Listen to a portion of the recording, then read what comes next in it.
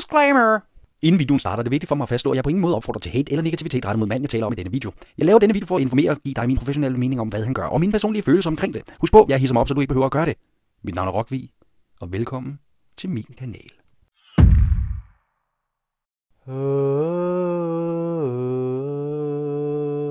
Gud er med mig. På TV2 der så jeg programmet Guds bedste børn, og jeg blev rasende. Det handlede om, at de dokumenterede at følge en masse forskellige religiøse, ekstremt religiøse, sektlignende kulter. Og de fleste af dem havde jeg set før. Rudi Eversen, Faderhuset, og Joses Crazyface med korset, ham kendte jeg også til. Ham, der havde pillet på børn, havde hørt om. Men en person blev jeg ekstra opmærksom på. En, jeg ikke havde set før. Torben Søndergaard. Og han stak mig i øjnene, han sprang i øjnene allerede. Da jeg så traileren, der tænkte jeg, ham der, han er interessant. Og lige om lidt, der forstår du også godt, hvorfor lige præcis Torben Søndergaard sprang mig i øjnene. Men jeg tænkte, Torby Boy, ham har jeg ikke set før. Torby Boy, han er ny. Lad os rase lidt over, hvad han gør. Og fordi TV2 er nogle copyright bitches, så kan jeg ikke bruge noget som helst fra selve programmet. Men heldigvis så har Torben Søndergaard sin egen YouTube-kanal, og derfor så låner jeg små clips fra hans YouTube-videoer, eftersom han er Guds mand og ønsker, at ordet kommer ud om Gud. Derfor så deler jeg både hans YouTube-kanal og link til videoen. Så Torben, jeg håber, du bliver glad for, at jeg deler dine ting. Og så håber jeg også, at du kan tage en lille smule kritik fra rigtige, fornuftige mennesker. Jamen Rockvig, hvad er det dog, han har gjort? Hvorfor er du så sur på Torben Søndergaard? Han ser da ud som en rar og sympatisk mand. Ja, det gør han. Og det er der ikke nogen, der kan tage fra ham. Men inden jeg dykker ned i at fortælle, hvorfor dæmonuddriver Søndergaard, han pisser mig af, så er det vigtigt for mig at slå fast, at jeg prøver altså ikke på at tage nogens religion fra nogen. Du må tro på lige præcis, hvad du har lyst til. Det rager mig en høstblomst. Du må tro på det med så mange eller så få beviser som overhovedet muligt. Det er helt fint. Men når man som professionel hypnotisør forstår, hvad en suggestion er. Suggestion. Suggestion. Et forslag med en indbygget kommando, der stimulerer fantasien og forandrer virkelighedsopfattelse, vanemønstre, tankemønstre eller adfærdsmønstre. Så bliver man bitter, når man ser suggestioner og hypnotiske teknikker blive brugt, og så får man fortalt, at det er Gud, der gør et eller andet. Så selvfølgelig fangede Torben min interesse allerede, da jeg så traileren til programmet. En suggestion kan være fysisk. Den kan være nonverbal. Den kan være verbal, altså kun med ord. Det kan være miljøet omkring dig. Det kan være folkene omkring dig. Det kan være stemningen. En suggestion kan ske, uden det overhovedet var meningen, eller tiltænkt, eller intentionen. Lad mig forklare. En mor ser en edderkop, skriger som en sindssyg. Barnet ser moren skrige, ser edderkoppen, og i underbevidstheden, der sammenkobler der sig en angstfølelse, fordi barnet ser jo, at det her det er den naturlige, det er den fornuftige reaktion, når man ser en edderkop. Fordi edderkoppen må være pissehamrende farlig. Selv når man lærer, jamen den edderkop var ikke farlig, så går man stadig med den samme følelse, fordi den har man lært. Det er ens virkelighed. Forestil dig så, at den samme mor fortæller det samme barn, at han er besat af en dæmon. Og grunden til, at han opfører sig åndssvagt, eller har en forkert seksualitet, eller har en sygdom, eller hvad som helst, det er fordi, at han er besat. Hvad tror du, at det gør ved et barns opfattelse af verden? Hvad tror du så, der sker med det barn, hvis du tager ham med til en ceremoni, hvor der er 200, 500, 1000 mennesker, som alle sammen står i hvidt tøj og snakker i tunger, som alle sammen beder for, at dæmoner, mens der står voksne mænd og holder børn fast og skriger dem ind i hovedet, for at de så kan få dæmonerne uddrevet af sig, og de bliver bange, og de skriger i smerter. De ser voksne mænd, der skriger i psykiske smerter på grund af den ene eller den anden traume. Hvad tror du, det gør ved et barn, Torben? Jeg vil vædde med, at Torben han er en super flink fyr. Udover at han ikke vil have, at du har kontakt med din familie, medmindre de er med i sekten. Den er ellers super sympatisk. Udover selvfølgelig, at han får dig til at sige dit job op og sælge dit hus. Flytte ud til ham i fængselslignende forhold, hvor du bor sammen med 10 andre familier i et køjesengsrum. Men rar, udover at han ser grædende børn med bukserne ned om knæene, tilsyneladende har tisset i bukserne, og påstår, at der kun var glade børn. Men hamrende sympatisk. Udover at han indrømmer, at han helst vil have de svage, de syge, de desperate og de ensomme, som ikke har andre steder at vende til. Som ikke har noget som helst andet end ham. Men derudover hamrende nice. Udover at han selvfølgelig... Torben Søndergaard, han hypnotiserer folk. Men han er tydeligvis kluntet, ufaglært, dårlig, uvidende, uforstående, kvalmende, grænseoverskridende. Og han overskrider alle former for etik og moral. Han har absolut ingen forstand på, hvad det er, han gør, hvad han foretager sig og hvad der sker. Han bruger hypnose, som en 5-årig vil bruge en motorsav. Det kan da godt være, at han er heldig lige at ramme nogle grene på hækken. Men mest af alt, så er han bare pissehamrende farlig for sine omgivelser. Og dem, man kommer i kontakt med, de efterlades med varige men. Hvis en ung pige er blevet voldtaget, så nytter det ikke noget at fastholde hende og stå og råbe hende ind i hovedet, indtil hun gennemlever de samme psykiske smerter. Igen og igen og igen, indtil hun efterlades dobbelt så traumatiseret eller i en psykose. Men jeg kan garantere dig for, Torben, at det ikke er nogen Guds vilje. Det er ikke noget, der hjælper det stakkels pigebarn. Og det er slet ikke noget, der forløser problemet. Når børn står grædende op ad deres forældres ben, mens forældrene står fuldstændig i trance og pludrer i tunger, fordi de har fået fortalt af dig, Torben, at det vil føles fantastisk. Det vil føles som om, at Gud rammer deres hjerte. Jeg så endda, at du lærte dem selvhypnose, at tale i tunger. Når du gør det her, så vil det her ske. Det er det, hypnose er. Og fordi folk forestiller sig det, kun har fokus på det, og er overbevist om, det vil ske, så sker det. Torben er overbevist om, at han har direkte telefonisk og eller psykisk kontakt til Gud. Han har i hvert fald indrømmet i programmet, at han hørte stemmer. Som han sagde, "One evening, God told me, Torben, move to Aalborg." And I was like, what? Aalborg? Me in Aalborg? Vi kan hurtigt blive enige om, at han er bimlende sind. Lad os antage, at Torben taler sandt. Lad os antage, at han reelt tror på, at det er Gud, der uddriver dæmoner. At han reelt tror på, at han er Guds stemme, Messias nummer 2, 3 eller million. Det ændrer ikke på, hvad fanden det er, han foretager sig. Han overbeviser folk om, at kræft, handicap, psykiske sygdomme, fysiske handicap, som kræver stærk medicinering, at det nu er kureret og helbredt ved Guds hjælp. Og derfor har de ikke brug for medicinering, de har ikke brug for deres stok, eller hvad fanden det ellers er. Torben han har også lavet et responsvideo til Guds bedste børn, programmet, på sin YouTube-kanal, og der er link i beskrivelsen. Og der bruger han de første 2 minutter på at udrede noget af det, han synes blev taget ud af kontekst. For eksempel, så siger han i forbindelse med den lille grædende dreng, der stod med bukserne nede, der siger han det her.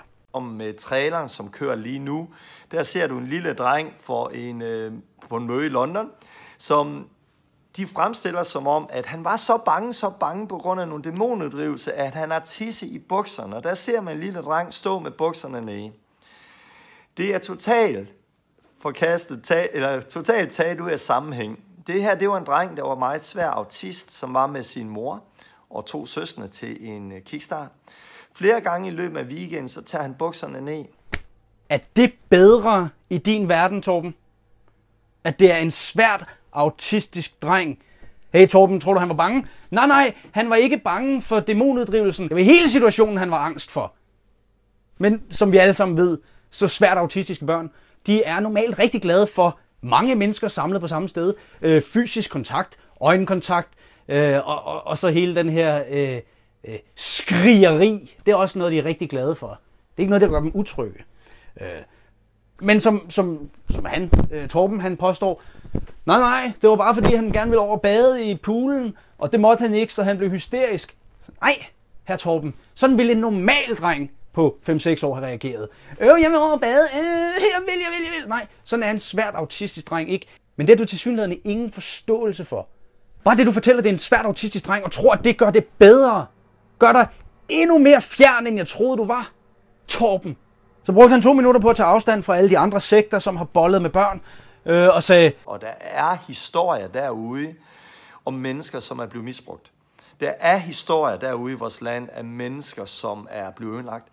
Og det er mega træls. Og da vi cirka var 6 minutter inde i videoen, der begyndte han på sit propaganda til folk, der ikke kendte Gud. Og bagefter ville der komme noget til folk, der kendte Gud. Men jeg gad ikke at udsætte mig selv for den propaganda. Torben Søndergaard, han synes, han er meget bedre end andre slemme præster. Han taler rigtigt med den rigtige Gud. Og han er the real deal. Han vil fortælle dig, om du kan se din familie, eller om du ikke kan. Om du skal sælge dit hus, eller om du ikke skal. Han skal fortælle dig, hvordan du skal leve. Han vil give dig en følelse af, at du er forstået. at du er hjemme. Han vil give dig en følelse af kærlighed, tilstedeværelse. Du vil føle dig helt speciel i Torben Søndergaards magiske Last Imperium, eller hvad fanden hedder det? Last Resort, Last Jedi, Last Reformation. Og der bliver du behandlet fuldstændig helt unik sammen med tusinder af andre mennesker, som også får den præcis samme behandling, opfattelse og oplevelse, som alle sammen også giver alle sine penge til ham.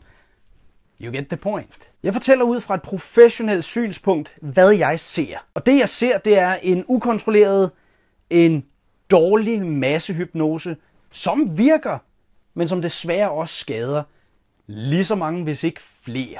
Han sætter suggestioner og omgivelserne op, så det hele føles rent, spirituelt, føles rigtigt, føles helligt. Derefter så får han dig til at stå og lære og tale i tunger.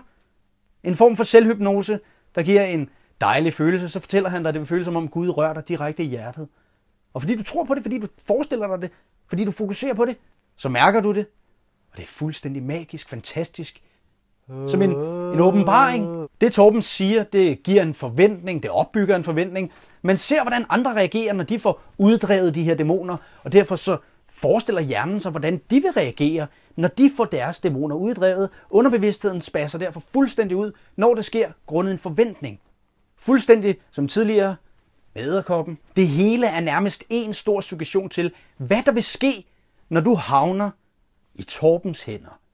Lidt ligesom når en hypnotisør, jeg, laver et show, og der står 10 stole på scenen, så er det allerede en suggestion til, om lidt, så sidder der 10 mennesker heroppe på scenen, og du kan være en af dem. Når jeg går på scenen og ændrer folks virkelighed gradvist, bøjer den, former den, kortvarigt, til de for eksempel sidder og spiser et løg, og tror, at det er et æble. Det smager dejligt.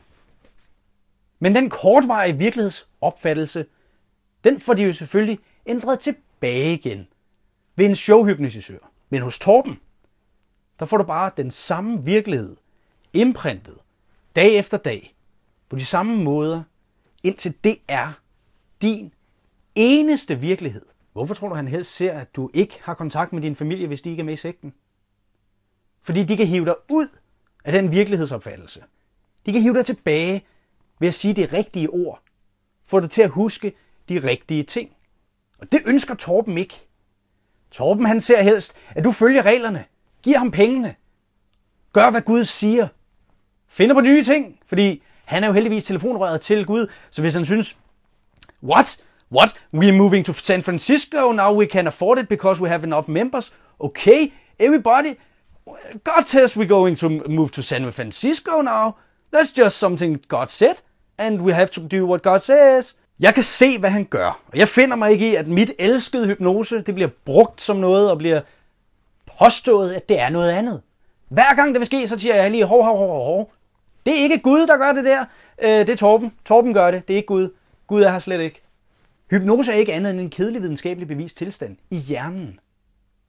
Hvis du går og bruger videnskab og tror, det er Gud, så kan jeg kraftedeme godt forstå, at du er dårlig til det. Og hvis du stadig sidder og tænker, Rockvi, slap nu af, han gør jo ingen reel skade, så læs lige det her opslag. I aften kl. 21.05 på TV2 kommer der en udsendelse om den mand Torben Søndergaard, som min datter desværre opsøgte i april 2017.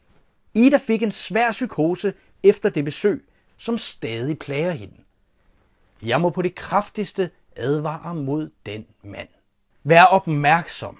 Vær kritisk. Fald ikke i kløerne på verdens Torbener.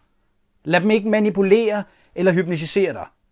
Husk at mærke efter i omgivelserne, lige at mærke sig, nej, ved du hvad? Har lugter sgu lidt af sekt, og så flygt. Mit navn er Rockvi. Og hvis jeg på nogen måde har løjet, har talt usandt, været uærlig eller syndet i den her video, så lad Guds vrede ramme mig nu!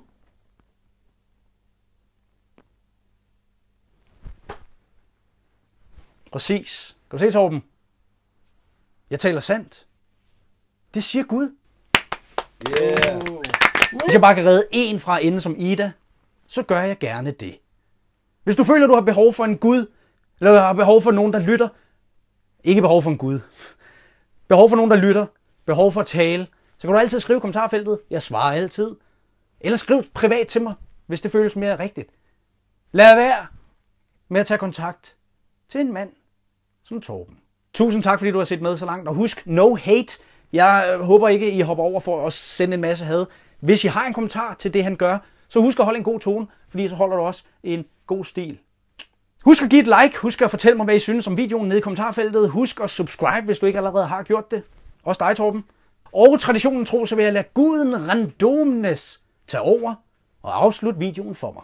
Og der er historier derude om mennesker, som er blevet misbrugt. Der er historier derude i vores land af mennesker, som er blevet ødelagt. Og det er mega træls, det er mega træls, det er mega træls, det er mega træls, det er mega træls, det er mega træls, det er mega træls, og jeg synes, det burde ikke være der. Og desværre, det er der bare.